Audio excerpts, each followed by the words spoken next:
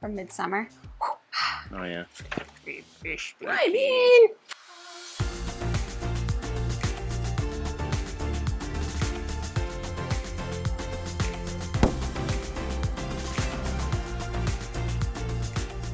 Hello everyone, welcome back to Foster the Meeple, a channel all about board games. And board gamey things. Exactly.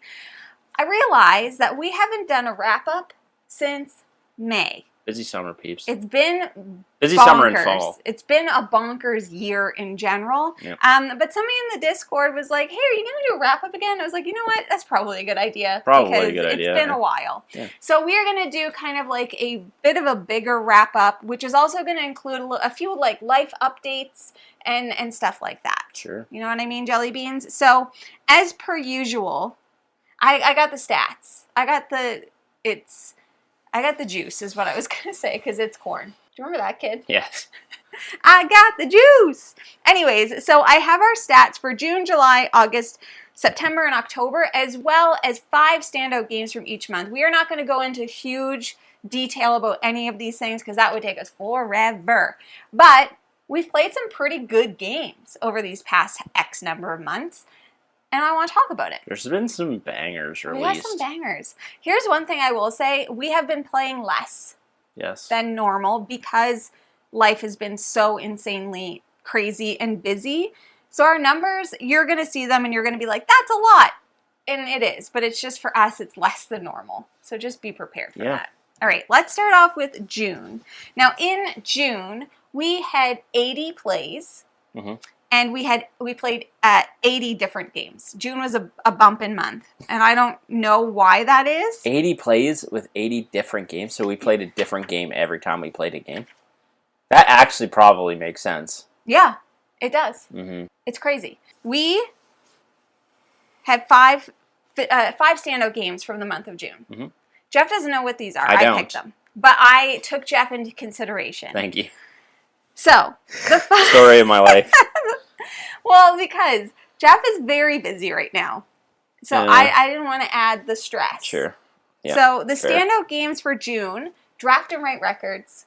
Yep. Great freaking game. I'm still playing it constantly on BGA, so that's how I know. I'm not. You're not? No, you and Mike don't invite me anymore. I'm not playing with Mike. I'm playing with other people. So Draft and Write Records, it's a flip and write game from Inside Up Games. I did a solo mode video on it. I think we did a review or something on it. I don't remember, but yeah, we did.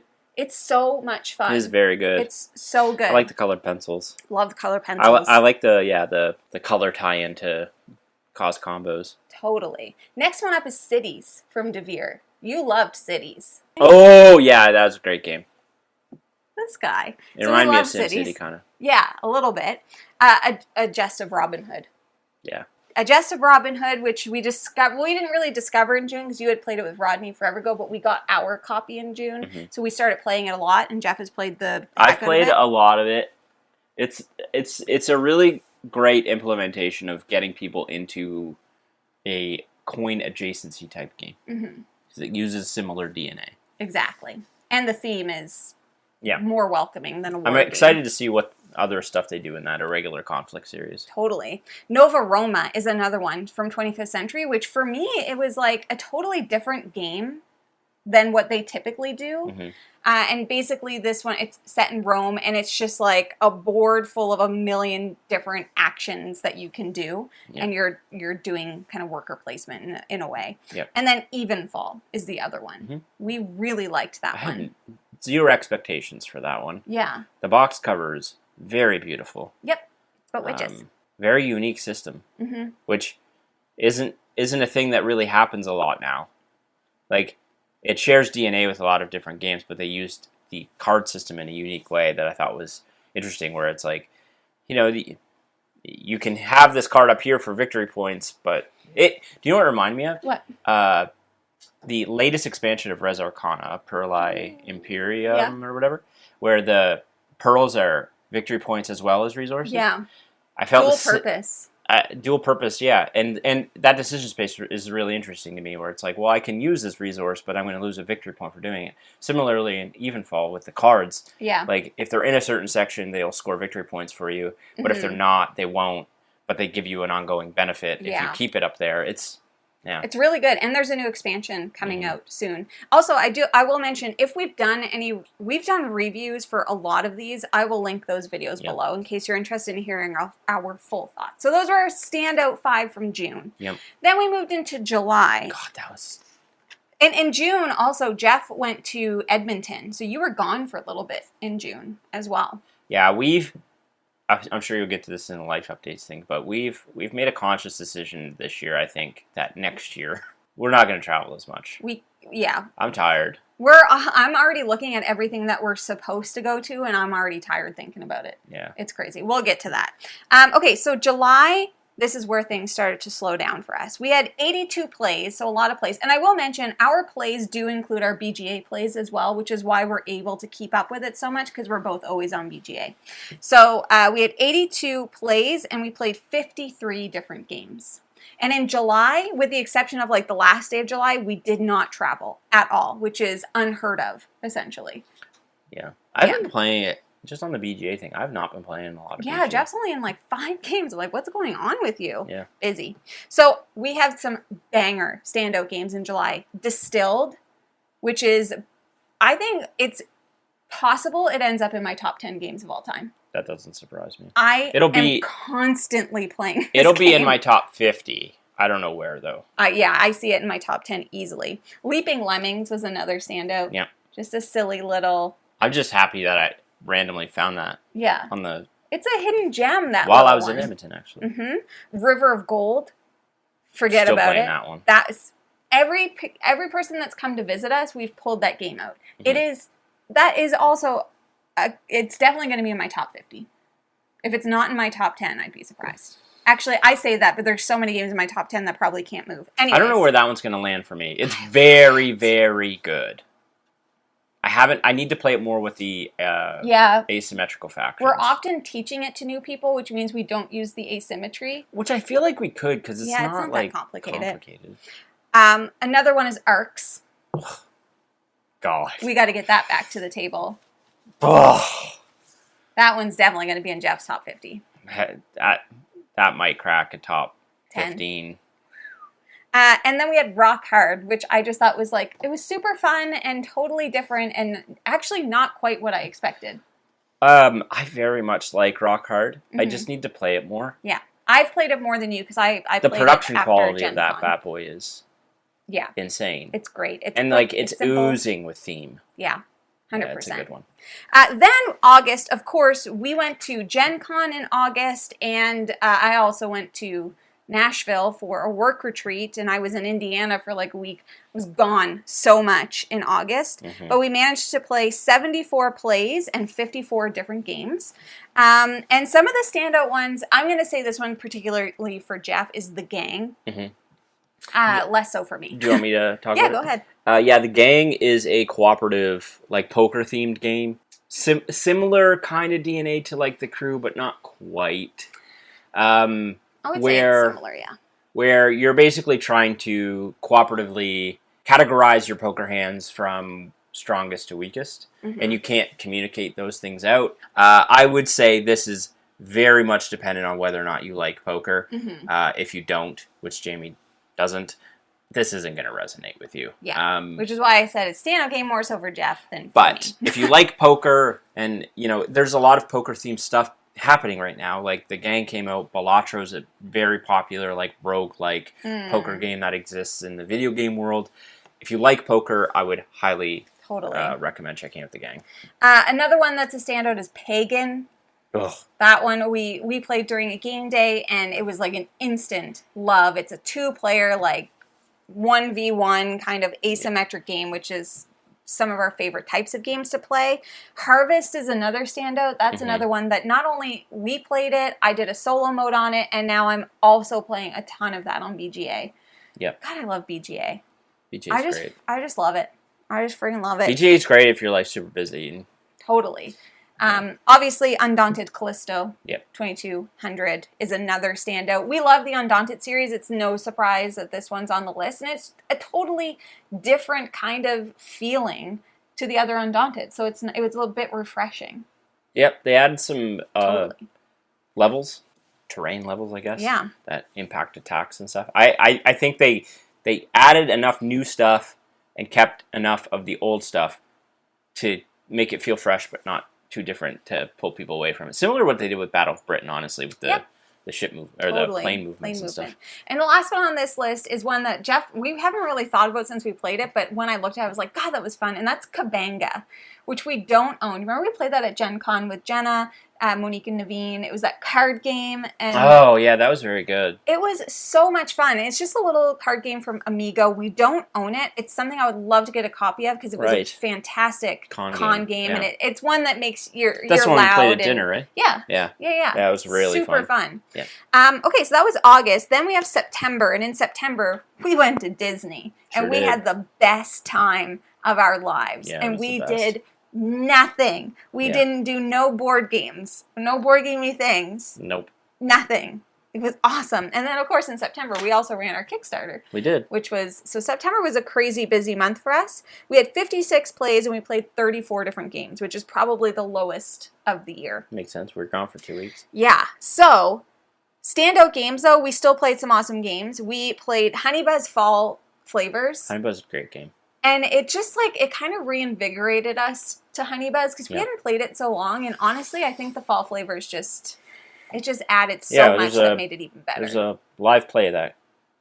Yes, and I did a solo mode on it, too. Check it out. Mountain Goats. Oh. We love Mountain Goats. I just played it again. Yeah, Jeff showed Ben and Sarah when they came to visit. Yeah. We played it on BGA as well. I think Mountain Goats is I feel like Can't Stop has a really awesome niche position where it's you've never played a game, well, let's play this one. Yeah.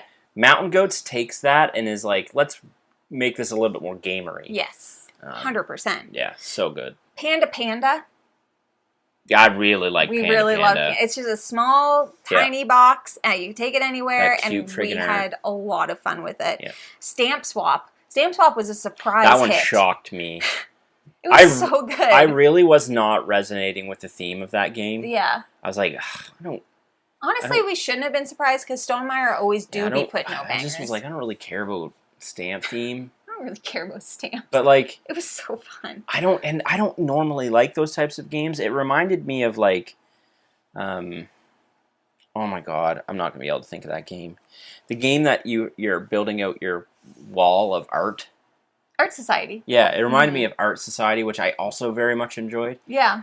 Which is not a typical game I like. Yep. But, yeah. I loved it. I mean, Jamie knows how to the other Jamie knows how to get me to like a game. Both Jamies.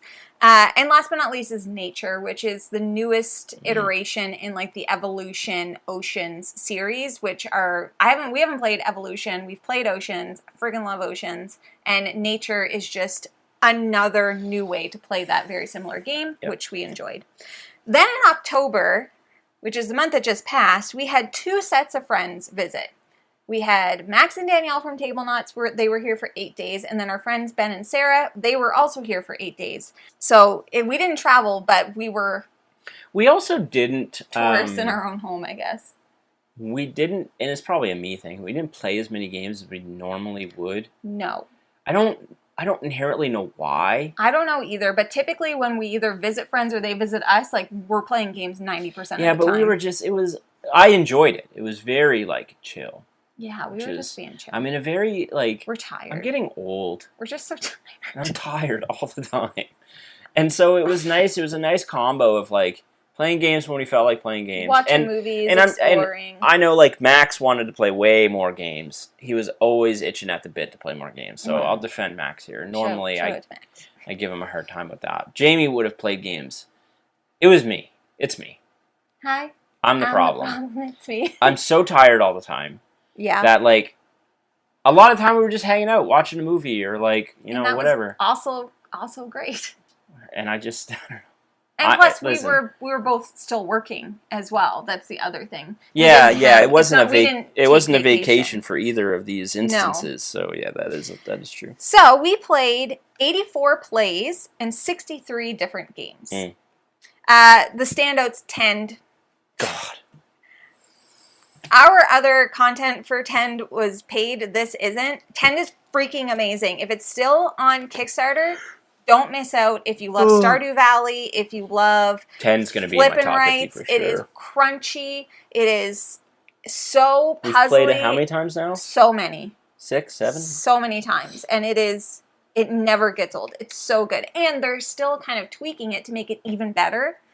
Yeah, they can add so much stuff to that too. So 10, Elder Scrolls, of course, is another standout Yeah, again, game. another, like, I feel like October we played some games that are, like, going to be my all-time favorites. I agree. Like, when I keep going with them. No, I know. Mm-hmm. I know another one that's already going to be mentioned. Elder Scrolls, 10. They're both going to be in my top 50 for sure. 100%. And we got to play Elder Scrolls with Max and Danielle, so that was really fun. Because typically, like, with those big games, we're usually just playing them with ourselves. And it's kind of fun to do that as, like, a group activity. Yep. Fromage. We were playing Fromage on BGA before. We didn't know what the hell was going on, okay? But we were having a great time making cheese. Yep. Then we finally learned it, and this game... It's a 10 out of 10. It's a symphony. This is another one that could be in my top 10, honestly. It's a symphony game. It's amazing. And this is another game that we're like, oh, are we going to take it to the new studio? Are we going to leave it here? And we left it here because I'm like, we're constantly going to be playing this game because we're always pulling it out. It hits so quick. Such a good note of speed. Mm-hmm. Crunch. It's because it's simultaneous. Yeah, it's such speed, decision-making space, ease of setup and teach. Yeah. It's amazing. And it's cheese. Another one is Wondrous Creatures. Is that the one you were thinking of? What are you thinking of? If you don't mention, I'm going to be pissed. I might not. I probably am not. Anyways, Wondrous Creatures is from Bad Comet. They did Life of the Amazonia. I have my eyes on them because I have loved every game that they've put out so far. Wondrous Creatures is freaking adorable. And it's crunchy. It's a big engine builder. And I loved it. Yep. And my last one was Citizens of the Spark. What are you thinking of them? Ironwood. Oh, it almost made my list, yeah. It's on my list. Okay, I'm going to talk about this even though Jamie... And then I'll talk about blasphemously did not put this game on. We played so many good games. The list. I just want to shout this out as a strong believer in the fact that Root is one of the best games of all time. If not the best game of all time. Ironwood is what I want Root to be at 2-player. If you love Root, but you don't like playing 2-player with like the variants and the whatever that come in Root, check out Ironwood. It gave me a similar feeling that Root gave me at a 2-player player count. And its production is nutso. Anyway, I just want to gush. Ironwood is Gosh. incredible. Citizens of the Spark was the other one that was on my list, which is the newest one from Thunderworks Games, and this game is like butter. I normally would not, that game would not be something I would include in this, but I would include it in this instance. It's fun. It's very good. I would only ever want to play that at like 3 or 4. Yes, exactly. It's definitely plays better with more people because of the follow kind of action and I would want to be careful on who I play that game with, just in terms of like AP and stuff. Totally. But, yeah. It's great. And I wanted to give a special shout out to Witchcraft, which is a solo game that I am now obsessed with. David Thompson does it again. Our boy DT. Like, this game, if you are into solo-only games, you need to play Witchcraft. I have not played Resist yet, which is set in World War II, I believe. I do want to play it because I do enjoy the war theme. But I love witches! I want to throw actually, yeah, I have not played this, obviously. I'm not a solo gamer. But speaking of David Thompson, who, in full transparency, we consider one of our good friends now. Yeah, good friend. So take that for what it is. But his games are incredible. Yeah, we love them. If anyone out there knows where I can get a copy of Sniper Elite, Jeff's been looking. Please help me. Jeff's been looking. He do be looking. Because I can't find one, and I'd love to try it. So Grail Games. Yeah. All right, so that is kind of the wrap-up. Now on to life updates. We did mention in our previous video that we have found a studio space, which is very exciting, but also comes with, like, it's just an added layer of extra work. So we ended up getting a studio space in town. It's about 15 minutes away. If you're like, why aren't you building? You can watch our previous video to know why. But we found a really great space that is going to give us enough room for a podcasting sitting set, a gameplay room, an office, and a big board game library. Yeah, I'll just also throw, like, in retrospect, I think this is the best choice. Outcome. I think long term. Yeah. We're not dismissing the inevitable or the eventuality that we might build something. But it just, the costs were too high, and again, now that we have this space, it gives us a little bit more than I think the studio here would have done, which is that separation, a little bit more of the separation. Yeah. Of actually having to put pants on, get up and go to the office or to the studio to work, I think is important. Yeah. And again, it gives us the freedom to choose when we want to do that, because you might be like, well, what? Like, you work from home, just go work in an office if that's what you want. But this allows us to be like, hey, it's crappy out. We're going to work from home today. Yeah, we said that at the same time. Yeah, it's going to be great. I'm very excited. We're going to have a whole, like I said before, Making the Studio series, so you can join us in on the process as we do every room. And it's just, I'm very excited to leave my home, which is something I didn't think I would ever Jamie never leaves the house. I don't leave the house. I need this more than anybody, basically. Okay, so we have a few other things. The first one is just me and my work, I guess. For anybody that doesn't know, I have gone down part-time in my job. I am also supporting an animation studio with a little bit of work, so I have some stuff, but my main focus is the channel right now, kind of more than anything, which means that you may see me in some videos alone without Jeff. Yeah, I think it was important for me to note to everyone that this isn't me wanting to pull back from the channel at all. Right. It's just, realistically, I'm still working full-time. And there are a lot of videos that Jamie can do on her own that relieves the stress of Jamie having to wait on me to film in my grumpy-ass self at the end of my workday. She can do it on her own. She can edit it. There's no timeline restrictions that she's depending on my schedule for. Yeah. So that's part one. This isn't Jeff's removing himself from the channel. It's just logistically, this is the way it's going to make sense moving forward. And that might become more prominent as we do more content types.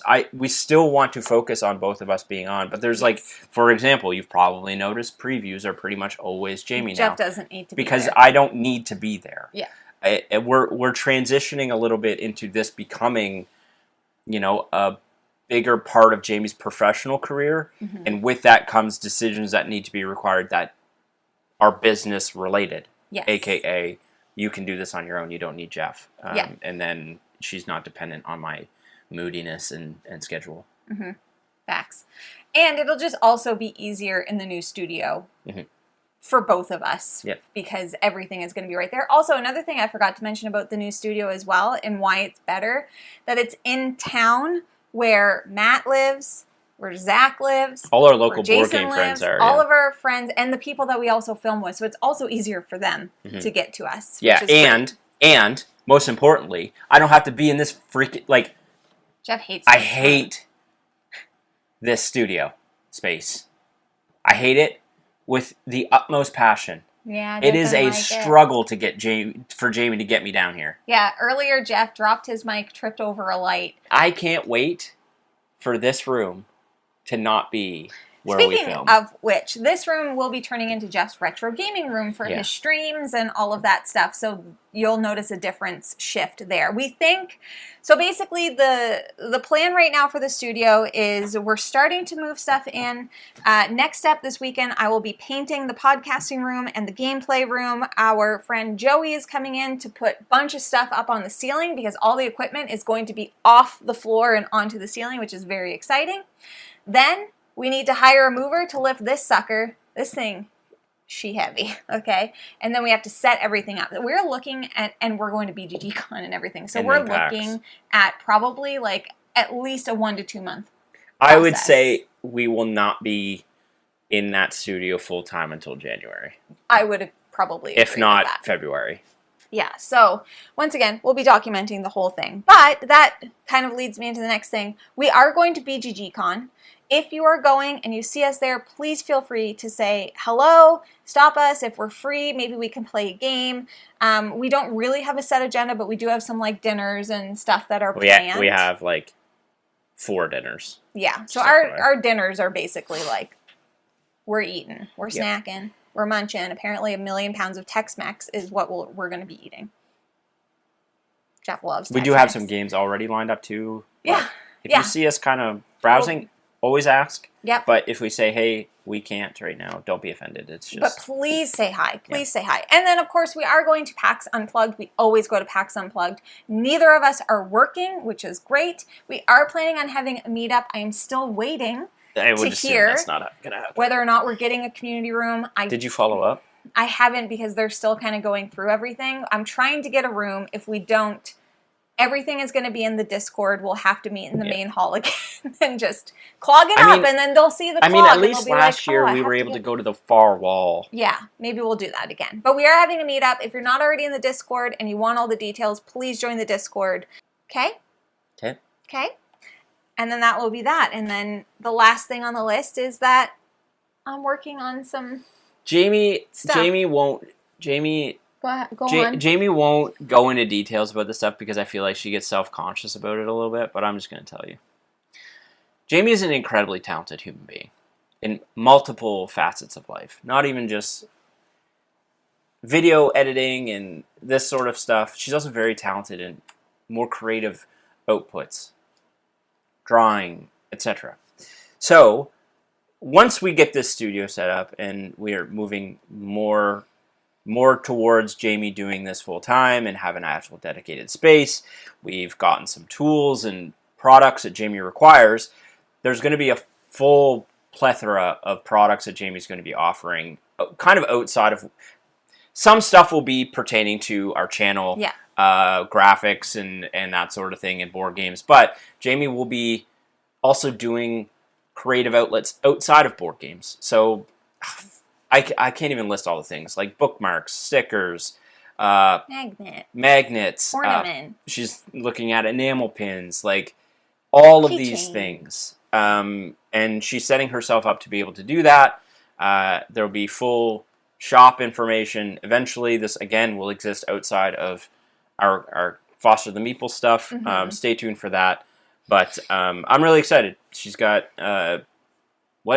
she's got she's got all this equipment. Yeah, I've got all of the equipment that I need, basically. And she also used to do something similar to this on Etsy 7 years ago, that kind of stopped because of professional career stuff. So looking to reinvigorate that aspect of Jamie's creative output. And that does mean that I'll be able to create and provide some merch here instead of having to outsource some of it. Not clothing, we'll still have to outsource that, but other things. And some of the drawings and stuff Jamie has done are incredibly cool. I'm really excited for people to. I am focused more on board gamey stuff at the moment, but we'll branch out from that eventually. Oh! Which She's one? got a really, really good, no. Oh. I don't want to put it out into the universe in case someone steals my idea. But she's got a really, really cool idea. I'm hoping she delivers on it. I'm not saying she's going to, and I'm not going to say anything more. I'll tell you after what I'm talking about. I know what you're talking about. But it's, and honestly, I helped. Jeff is very. I helped curate this idea into its final form, so I'm excited. It's really, really, really cool. Yes. And the last thing before we say goodbye, I want to just briefly touch on the pledge manager for our Kickstarter. I am in the process of filling everything out on GameFound. It is just a very long and tedious process, which is why it's taking me a while to do it, because I have to do everything individually. And then I have to submit it to get approved. And what I do know is friends who have done the similar process, they have had to do many iterations of it. So I am doing my best to get that out as soon as I can. Yeah, I don't really know the full details, but I am going to try to get that out. There have been people have asking if they can late pledge. The answer is yes, you can. If you have backed us on Kickstarter and you have not filled out the Kickstarter survey, please do that. please, especially if you are one of the people who wants a Christmas card, because we're going to have to start doing that like ASAP. And if we don't have your addresses, and you don't get one, I mean, we'll still send you one. It'll just be a little bit late after Christmas. But then... Okay, let me reiterate. Yeah. If you want one for Christmas and you don't get one... By Christmas. By Christmas. Yeah, so just make sure that you fill out that survey. Any of the Game Found stuff that's going to be when it launches, we will let everybody know. It'll be posted everywhere. We'll make an announcement in a video. But just know that that is coming hopefully very soon. Ooh. Ooh. Okay. Anyways, that is the video. That's what we've been up to. We are just busy. We're just very busy. And there is a chance, and I hope it's not true, but over the next couple of months that we may miss a video or two because of travel and all of these things.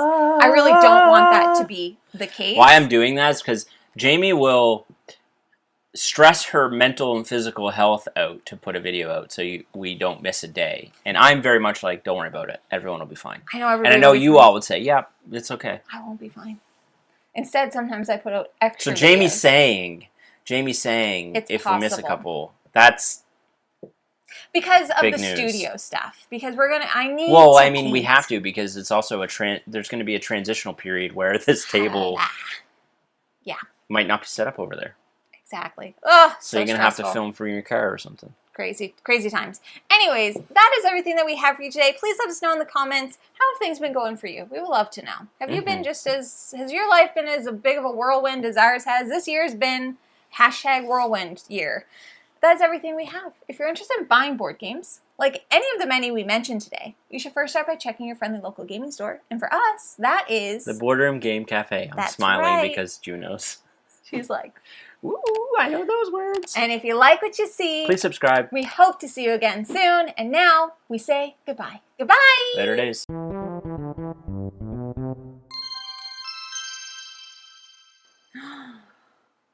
That's not the one I was thinking of. Well, I still have a couple more. And I didn't even tell you. I didn't even tell you. So this is a tangent. Yeah, you can throw this in the things in the back end of this video. So I have to come through the studio to take the garbage from the basement out to the front where I drop it off at the end of the driveway. There's not enough room for me to get through this room with garbage bags. No, there's not. So here's what happened 2 nights ago. Or 2 mornings ago. Is that what was on the floor? Yes! So I'm walking through here with all the bags of litter that Jamie has piled up for me. Kitty litter. And I'm walking through here, and it's such a tight space that the bag got caught and ripped open. So there's poopy cat litter everywhere that I then have to clean up. I then have to rebag and bring it down to... I didn't know that. No, because I don't share these things with you. Because all that would have done would make you angry. You would have... I can't...